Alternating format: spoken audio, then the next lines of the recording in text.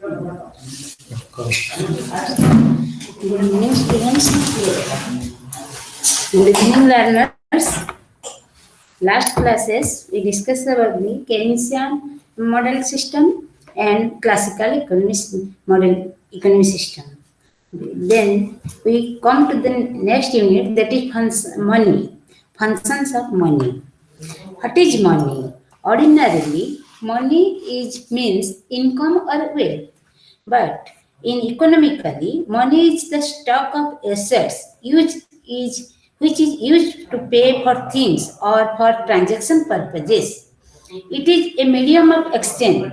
For example, cash in hands of public, any currency that is called as the money.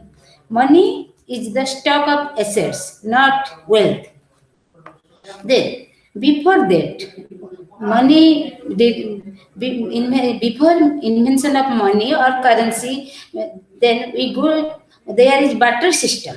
Barter system is the exchange of commodities between two traders.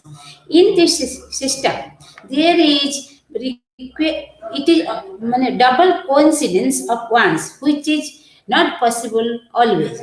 It means when double coincidence of wants is possible, that time can only barter system work. Otherwise, barter system is very barter system is impossible. Hence, a better and easier method of facilitating transaction had to evolve. The evolution of commodity money is not surprising. A people readily accept commodities having some intrinsic value. In the past, commodities such as gold were used as money.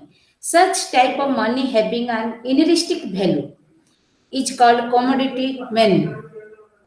During the 19th century, gold standard was commonly prevalent across the world. Under the gold standard, gold or paper money redeemable for gold was used as medium of exchange. But the inconvenience of carrying around bags of gold and waiting it every time a transaction is conducted led to development of fiat money. Gold has to be checked for purity and weight whenever an exchange is made. So, the government can issue gold coins of known purity and weight to be used for transaction. These gold coins are replaced by gold certificates or paper bills, which the public can redeem for gold. Even such a gold backing it becomes irrelevant in the end as everyone values paper money and does not care to redeem it for gold. Hence, fiat money is evolved because of social convenience of using it. Paper money or fiat money has no intrinsic value, but government decree or fiat establish paper currency as money. So then we learn about many folds over time, which increases the money stock in a multiplicative manner in the economy. Then functions of money. There are some important functions which money can do. First, store of value. Money is a store of value, as it can be saved and spent in the future. That means it can be used to carry forward the purchasing power into the future. However, it is not a perfect store of value because if the prices are rising, the purchasing power of money declines. So store of value is here. Money is because of that.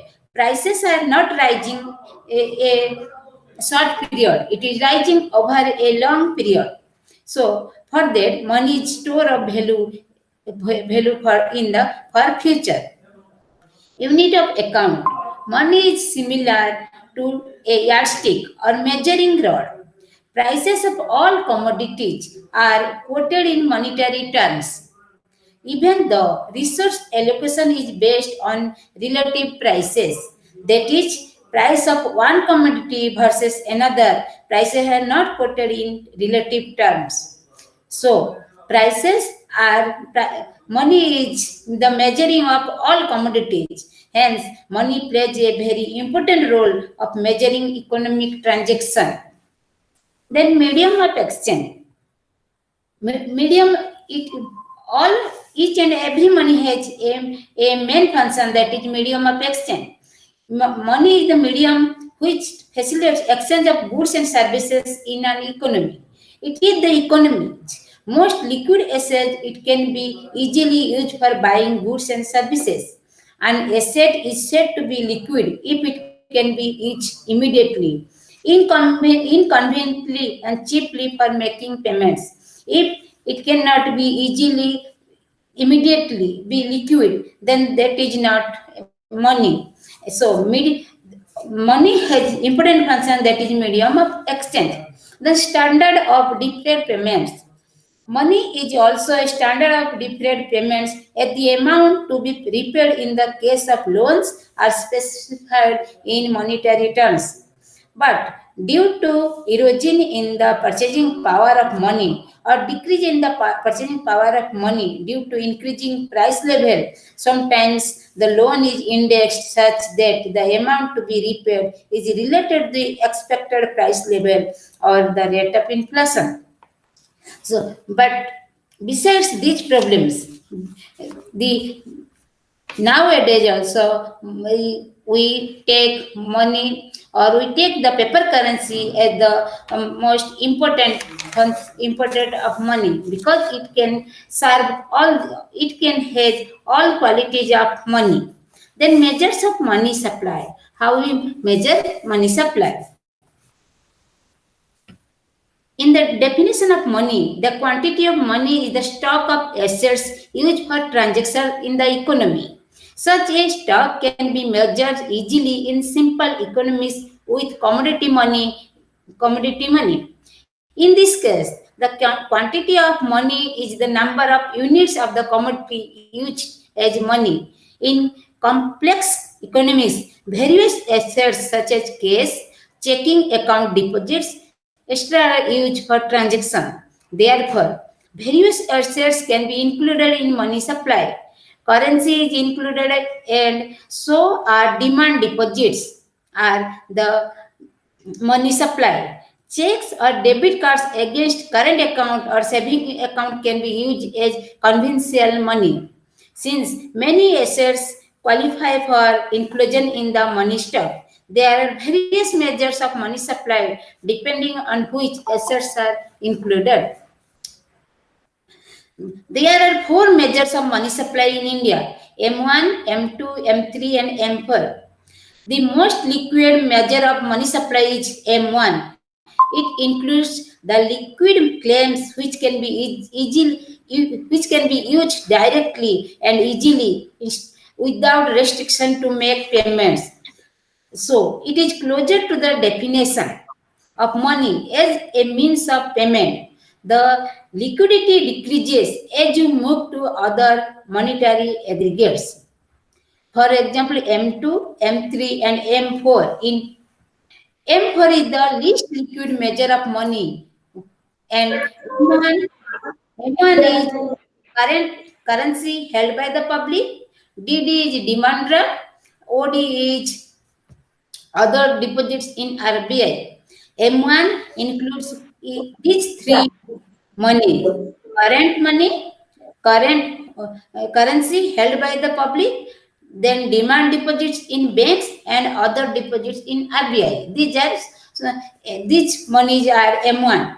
Demand deposits are those deposits which the account holders can withdraw any time.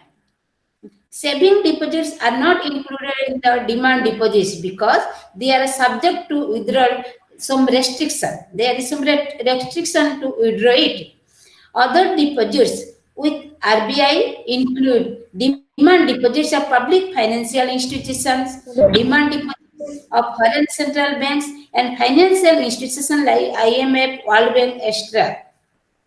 So M2 is nothing else than M1 plus saving deposits of post office saving banks.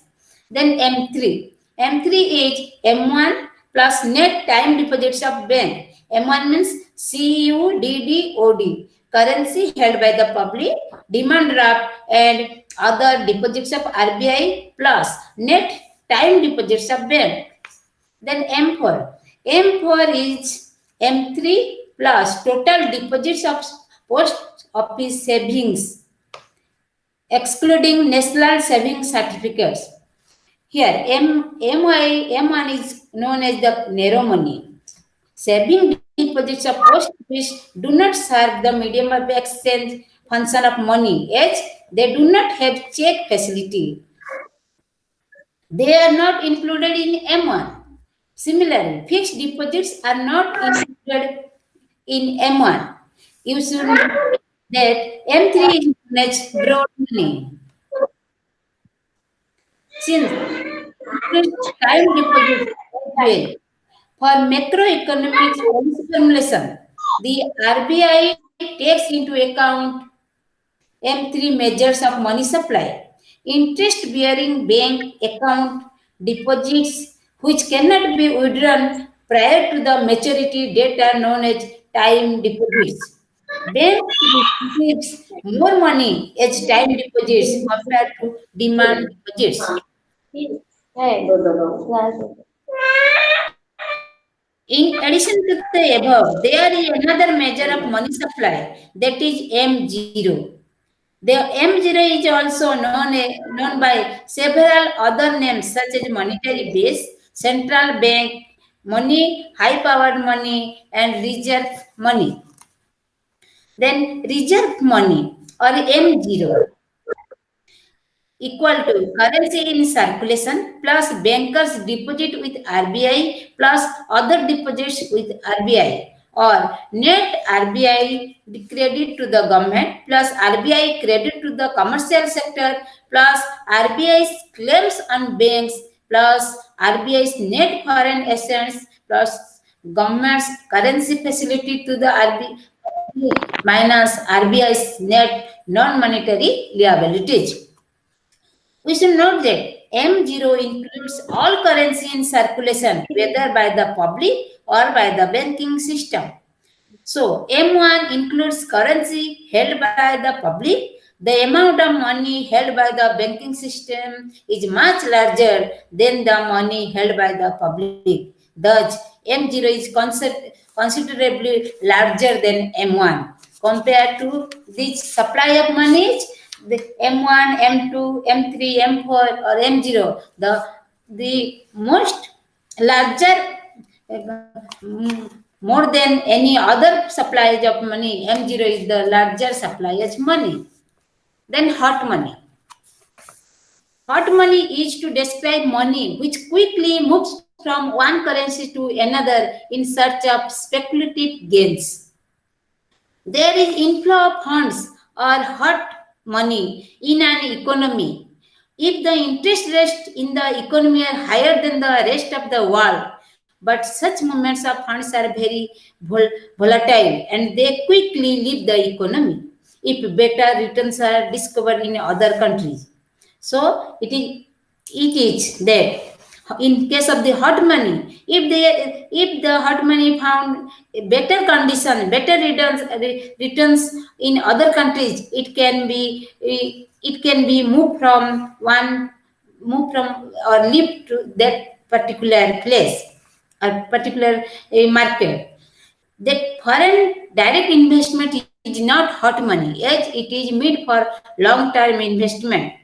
Short term bank deposits were used by investors to park hot money in other economies. Nowadays, with financial globalization, foreign portfolio investment or foreign institutional investment could be an example of hot money. Hot money usually originates in capital rich countries having low interest rates and destinations are economies with high interest rates. Emerging economies such as India, Brazil, China, Malaysia, these countries are recipients of hot money inflows. These economies have high rates of return on investment because of which they attract hot money inflows. India is considered a safe haven of the of the recipients of foreign capital inflows.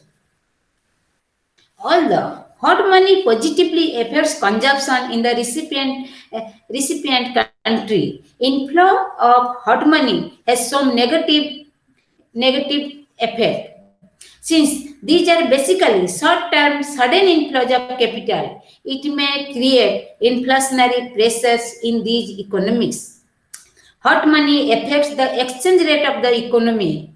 Inflow of hot money appreciates the exchange rate or increases the value of currency.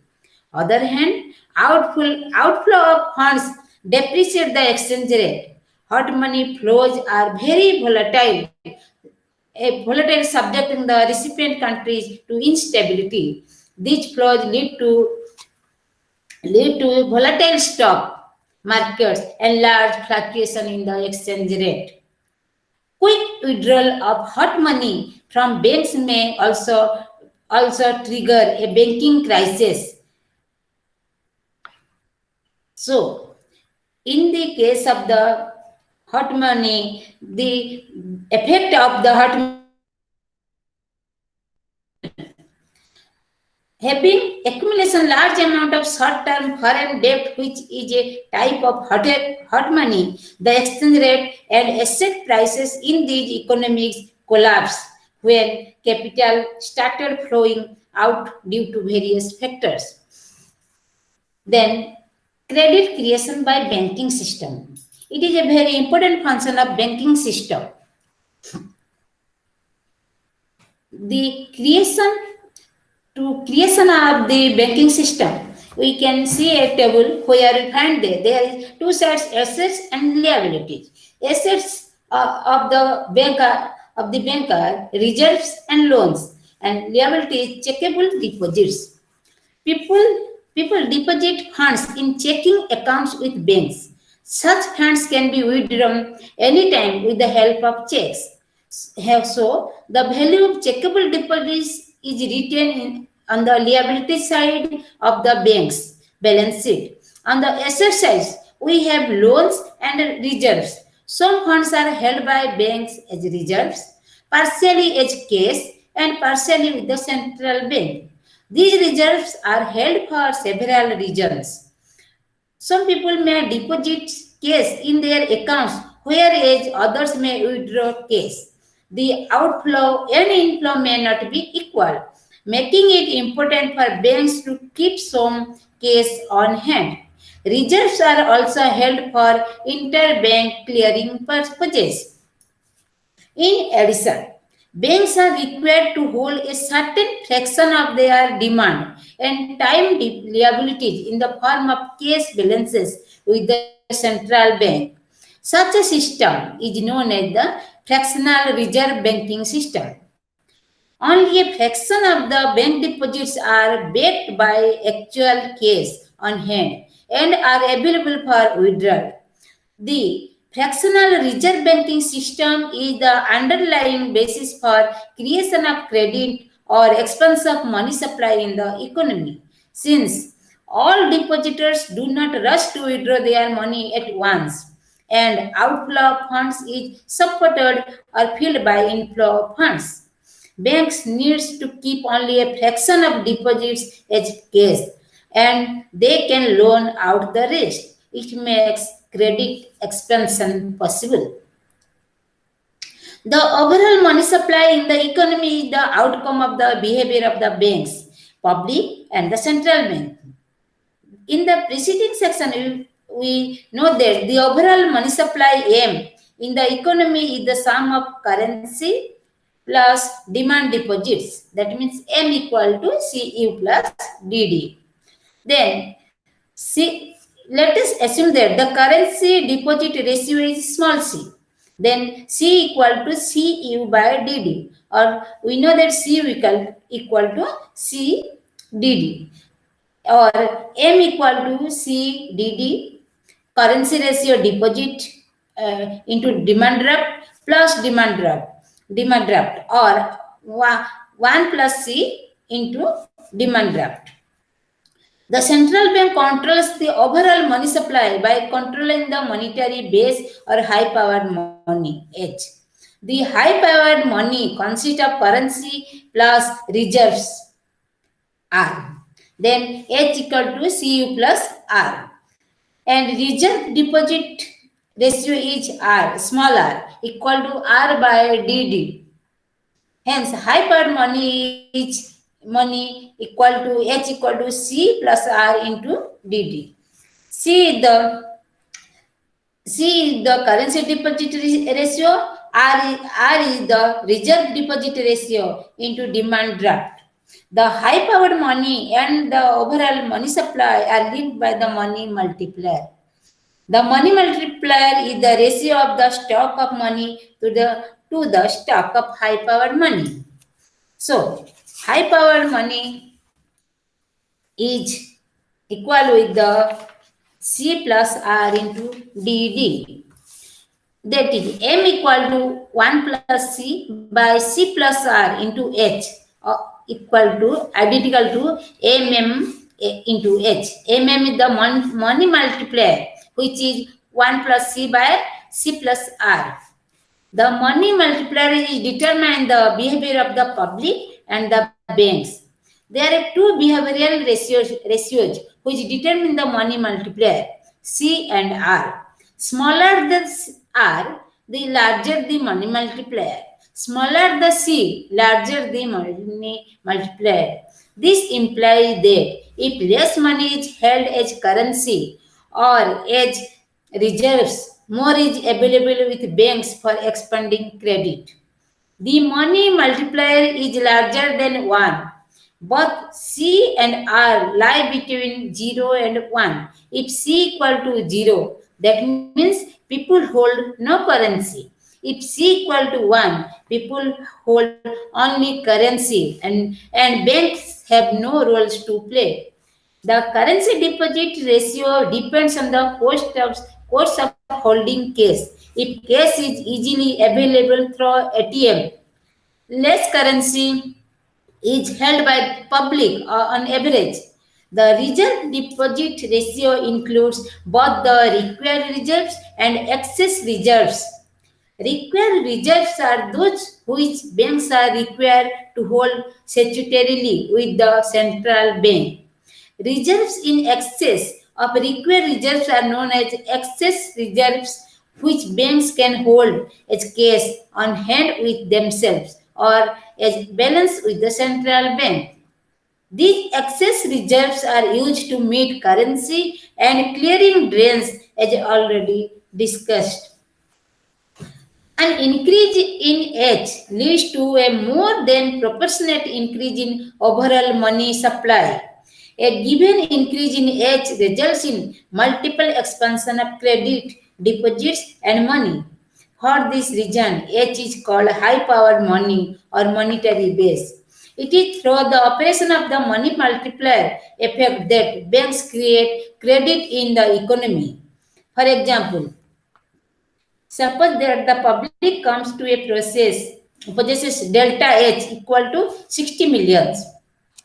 This can occur if the central bank buys bonds from the public through open market operations. Assume that small c or case our demand ratio is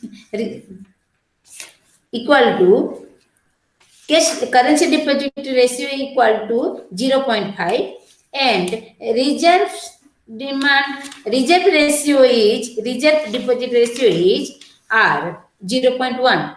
Now people keep 20 million as currency and deposit the rest 40 million in the banks. The banks keep 4 million as reserves R equal to 0.1 and lend out 36 million. This forms the first round of credit creation as banks lend out 36 million. The public again holds only 12 million as currency and deposit the rest 24 million in banks since the currency deposit ratio is 0.5. Now, banks again keep 10% as reserves, that is 2.4 million, and the rest 21.6 million is loaned out. This forms the second round of credit creation. Again, the public 7.2 million in cash and 14.4 million as deposits with banks. And the process goes on in this manner. There are successive rounds of creation of deposit, credit, and money. With each round, the size of deposit, credit, and money becomes smaller and smaller. Each series of expansion of credit, deposit of and money in an infinite series which can summed up. The rounds of expansion of deposits are 40, 24, 14.5 like that. The rounds of expansion of bank credits are 36, 21.6, 12.96 and so on. The expansion of money supply is equal to 1 plus C by C plus R into delta H, or 2.5 into 60, that is 150 million. So, an injection of 60 million of H leads to money supply expansion by 150 million. In this way, credit creation is going on. And because of that case, because the credit expansion a multiplier level, and in the case of credit creation of credit, the multiplier, the money multiplier has a important role. So it is a fractional reserve banking system which forms the basis of credit creation by the banks. So in this case, credit creation is possible because of the public's deposit in the bank, and some is reserved in the central bank and some in cash, and others are going to the loans to the public. And this way, in the money multiplier, through money multiplier, the credit creation is going on. Then demand for money. The We know that there between money supply and general prices has a relation, which is mainly dealt by two approaches of the quantity theory of money. One is Fisher's approach and another is Cambridge approach. The In the Fisher's, both approaches suggest that an increase in money supply results in proportionate increase in the price level. So the demand for money and money market equilibrium we find from this relation between money supply and general price level. People hold money because it has purchasing power, its ability to buy goods and services. So people demand money. When there is an increase in the general price level, nominal money balances M has to be increased in proportion to the rise in the price level. Then the Fisher's approach of the quantity theory of money or demand for money is known as the classical approach. In this approach, the price level is proportional to quantity of money in the economy. Fisher emphasized the exchange. People hold money to carry on the transaction, to buy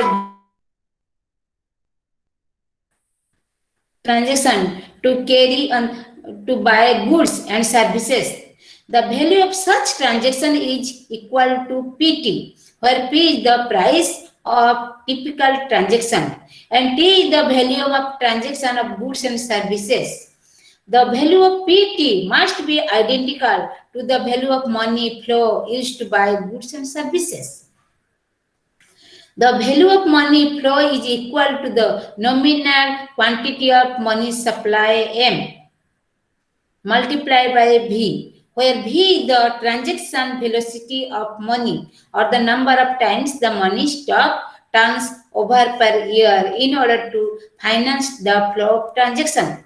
That means it is the rate of circulation of money or the number of times the currency notes change hands in a given time period. So the Fisher equation of exchange can be MV equal to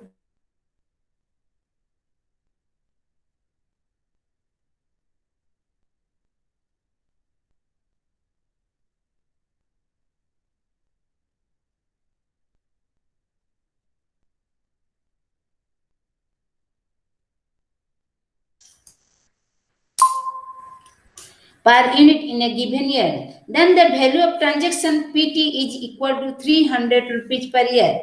If money supply M equals to 100, then then the velocity V comes out to be 3 times per year.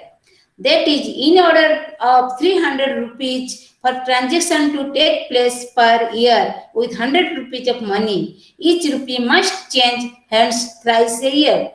The quantity equation is an identity. That is, the equality is maintained. If M increases, and V is constant, then either the price or transaction must increase. Since the volume of transaction is difficult to measure, economists also use a different version of quantity theory by replacing T with Y.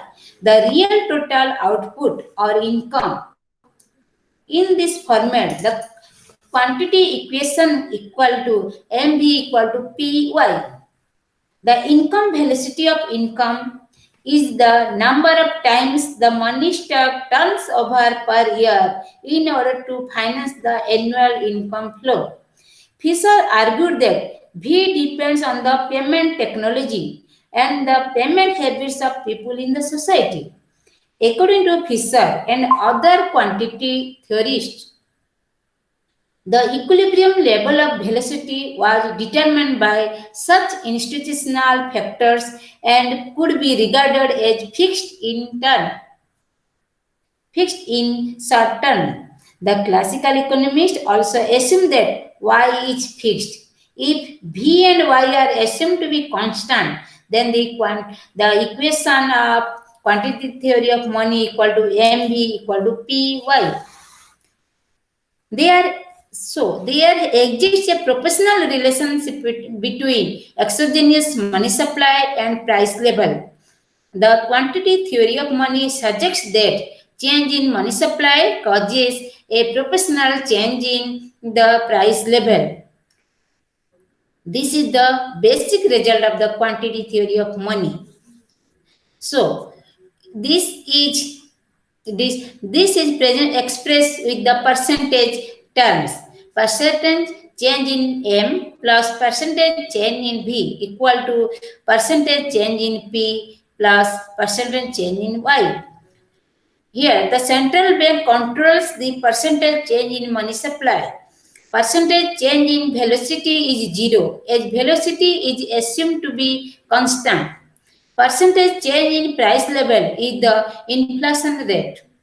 Percentage change in output depends on growth in factors of production and technological progress, which are assumed to be given. So that money supply growth determines the inflation rate as percentage change in Y is assumed to be zero. So this theory in Fisher's approach, we find that there is M and Y are assumed to be constant. So when M and Y are constant, that means the price level is V and Y are constant. Then the price level totally depend on the M. Supply of money is nothing else but money supply and price level has a proportional relationship. And when supply of money increases, that causes the change in the price level. And this, in this approach, we find that the velocity V is the constant, H that is the, and Y the circulation of money also constant, which assumed to be zero. Then another approach, that is Cambridge approach. Cambridge approach named after Cambridge economists Marshall and Pigou. They showed that there is a proportional relationship between the quantity of money and the aggregate price level.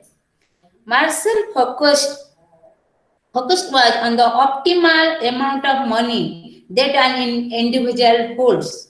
People hold money to meet transaction needs and also for precautionary motives. But holding money has an opportunity cost of lost income if the money were to be invested in assets such as bonds, which are interest. So, money will be held in so far as the yield in returns of convenience and security outweighs the income lost from not investing in productive activity. These Cambridge economists assume that the demand for real money balances is proportional to income. That means M by P demand for M by P equal to KY. K is the a fraction of income that people wish to hold as cash balances. It is assumed to be constant. K is constant. Now, at equilibrium, money demand is equal to money supply. M by P equal demand of money equal to M by P. So M by P equal to KY. And the equation is mv equal to py where v equal to 1 by k. That we see that the Fisher's equation and the Cambridge version are equivalent. Here k is the money demand parameter and v is the velocity of money. If people hold more money for each unit of income, v is small. Alternatively, if people hold less money for each unit of income, V is large. As money changes hands very frequently, we know that K and V are the two sides of the same coin. Like the Fisher's approach, where V is assumed to be fixed, K is also assumed to be stable in the short run. The From the above discussion, we find that Fisher's approach and the Cambridge approach to the quantity theory of money, they are parallels. Both the approaches arrive at the same conclusion. In the Cambridge approach, the quantity theory is seen from the perspective of demand for money. This approach derives the proportional relationship between quantity of money and price level by assuming K and Y to be constant. The Fisher's approach, on the other hand, emphasizes on the supply of money. It takes us through the channels by using money affects the price level. Let us assume that the quantity of money doubles. It results in excess of money supply of her demand for money. People try to get rid of excess cash balances or reduce their money holdings to optimal proportion of their income. The excess money is put into consumption and investment, increasing the demand for commodities. This causes increase in prices. If output Y is constant and K is constant, the price level also doubles until the new equilibrium is attained. At this point, nominal income PY as well as money demand doubles. So, when money supply increases, like that, the price level also increases. Then Keynesian theory of demand. According to Keynes, demand for money is the preference for liquidity or the public's desire to hold cash or other forms of money like non-interest earning deposits.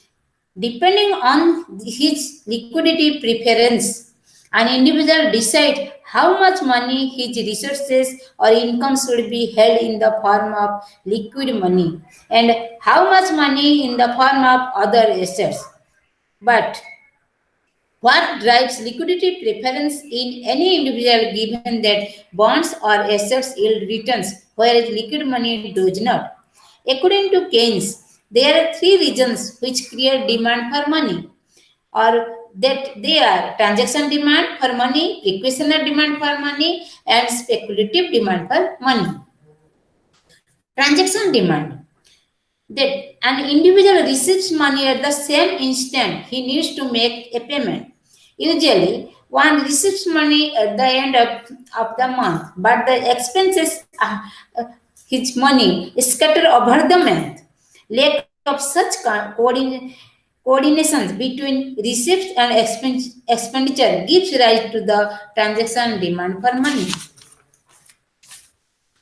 The transaction demand for money varies directly with income. A person with low income will have low expenses, thus low transaction demand. A person with high income has high transaction demand as he spends more on transaction. Such a demand for money also depends on the trade-off between holding cash balances and holding assets such as bonds which are interest bearing. Holding real money balances has an opportunity cost, and that is the interest forgone. If the interest rates are high, the opportunity cost of holding money is high. The transaction demand for money is low. So, the transaction demand for money falls with the rise in the rate of interest. Since money is held in the form of currency or checkable deposits for transaction purposes, the transaction demand corresponds with the M1 measure of the money supply. It also corresponds with the medium of exchange function of money. So the transaction demand depend on the interest. If there is high interest rate, then the transaction demand is very low. And because of that, and M1 is measure of money supply depends on this transaction demand for money. Then precautionary demand. People also hold money to guard against uncertainties. Future receipts and payments are uncertain. Money is held to act as a buffer stock to meet unforeseen expenses that may arise in future. So, the precautionary demand for money is equal to M1, and it can explain saving accounts which are part of M2. Then speculative demand. Speculative demand for money relates to function of a store of value. An investor prefers to keep those assets which yield high returns, but returns are subject to uncertainty and assets are risky. So, it is wise for the investor to have a diversified portfolio wherein some money is also held to safeguard against capital losses as prices of some assets behave in an uncertain manner.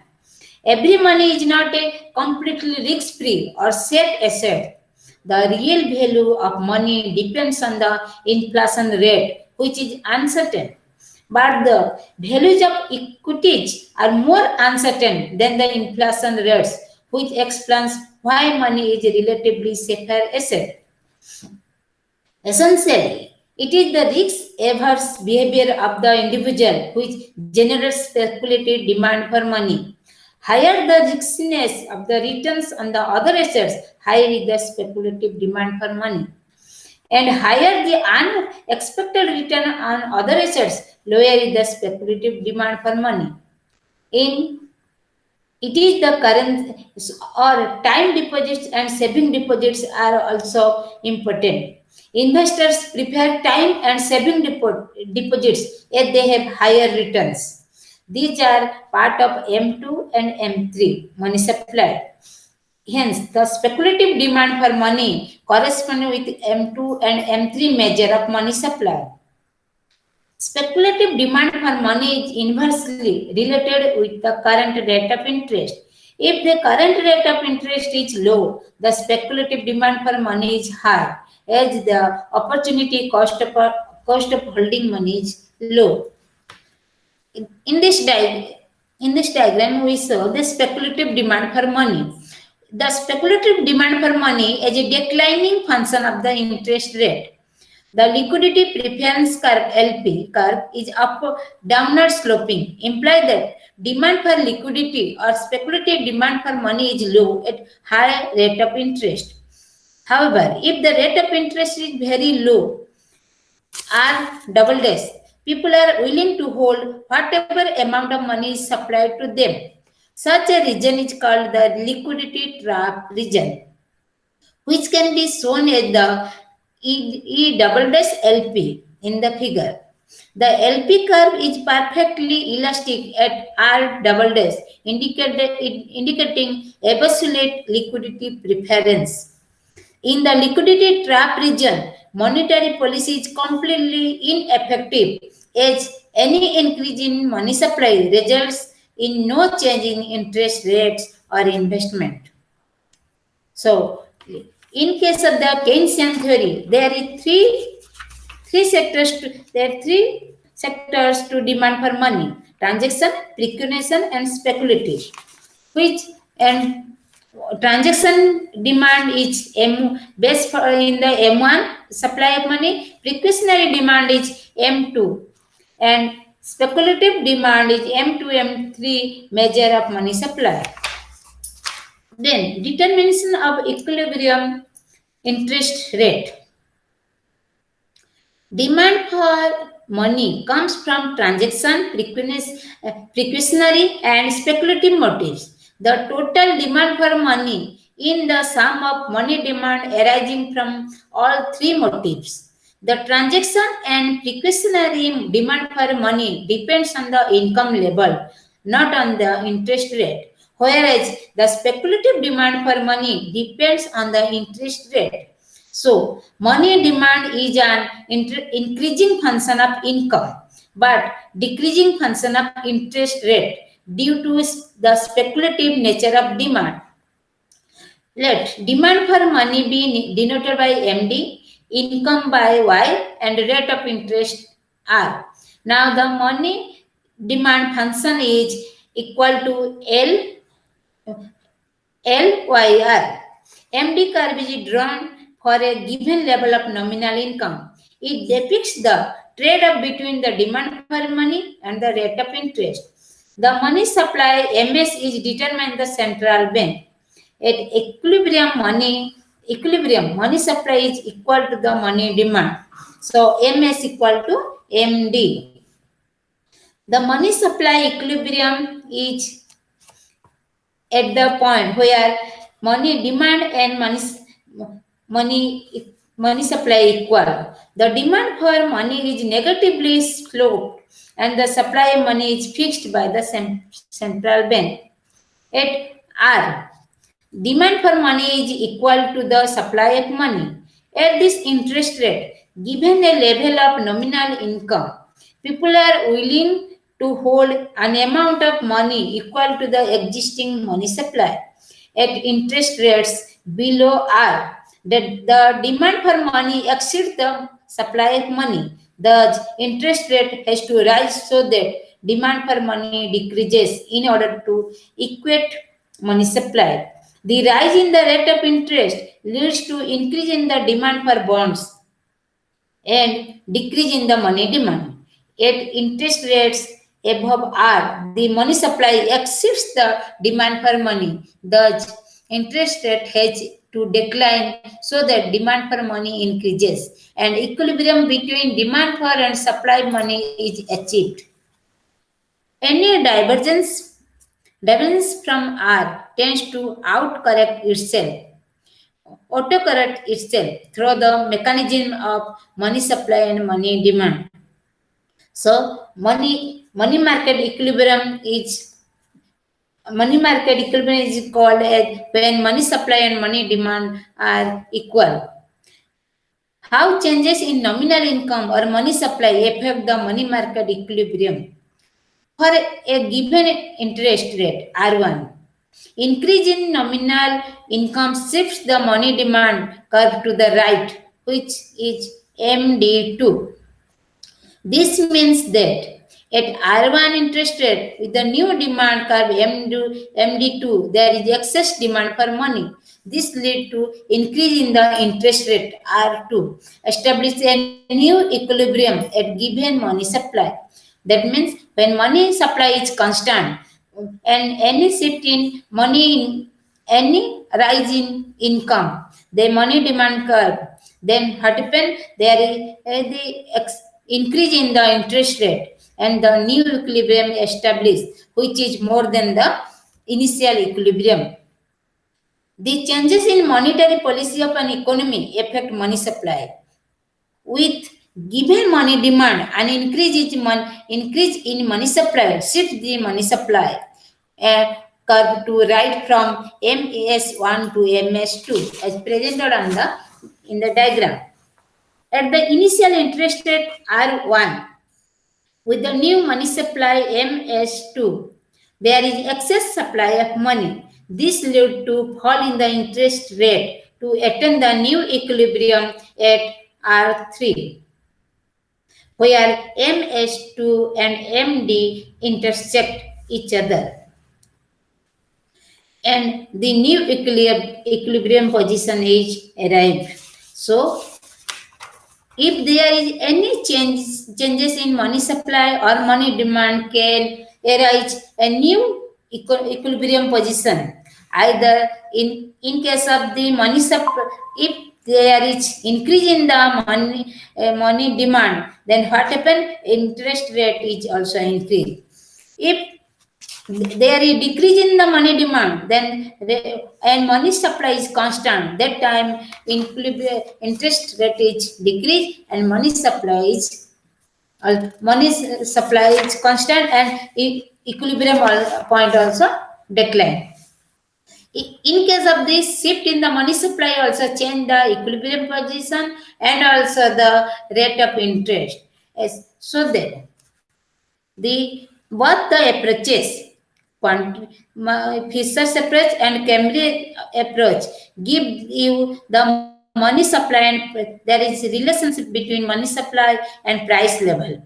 And in the Keynesian approach, there are three motives people hold money, and there the more important is the speculative motive, which is based in the interest rate. Money demand function is a decreasing function of interest rate, and it is constant for a given income level. Money supply is fixed by the central bank. And the equilibrium in the money market is derived through intersection of money demand and money supply results in equilibrium in the money market. An increase in nominal income increases the interest rate, while an increase in money supply decreases the interest rate. So we can complete the demand, the functions of money, and the demand for money, supply of money, now and the determination of equilibrium interest rate, and the Keynesian approach, and the Fisher and Cambridge approach. Both these, and in this unit we discuss about the money functions and quantity theory of money, demand for money, supply of money, and another important thing, that is credit creation of banks. So it is completed. If there is any doubt.